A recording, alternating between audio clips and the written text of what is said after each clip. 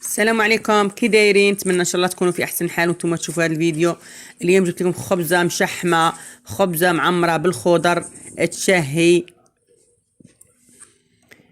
هذا الشكل تاعها، تجي لذيذه، تقدميها في هذا البرد للوليدات. العجينه بسيطه، فيها فقط السميد والفرينه وشويه زرارع وشويه خماره وشويه ملح، وتخلطي وتخليها تخمر. والخضره ديريها كامله في المقله وتقليها مع شويه شحمه، وتضيفي لها شويه لي زيبيس اللي عندك واللي تحبيهم، مع شويه ثوم والملحه وشويه طماطم مصبره، وتخلطي في المقله. ما فيها لا تعب لا والو. خلطي حبيبتي وقدمي لوليدتك في هذا البرد حاجه تشهي، سخونه صحيه ولذيذه. هنا العجينه بعد ما خمرت درتها قرصات، ونحل كل قرصه ونوضع الحشوه ونغلق بالقرصه الثانيه. ما فيهاش تعب، بسيطه. هذا ما يليق في هذا البرد.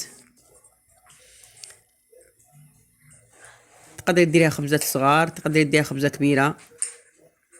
تبسطي الحشوه في الوسط وتغلقي عليها من الجوانب،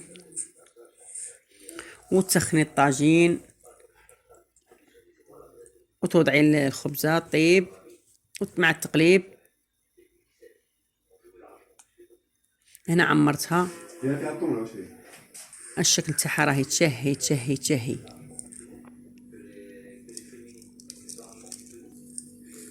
القيها مليح من الجوانب باش ما تحلكش في الطاجين، وضعيها فوق ورق تاع الطبخ هكا باش تسهل عليك المهمه. سهله، جربيها في هذا البرد تنفعك. تقدري ديريها حتى في العشاء. سخت الطاجين ورميت الخبزه الاولى، ونروح نعمر الخبزه الثانيه بنفس الطريقه. الشكل تاعها يشهي شهي. نعمر الخبزه الثانيه وبنفس الطريقه.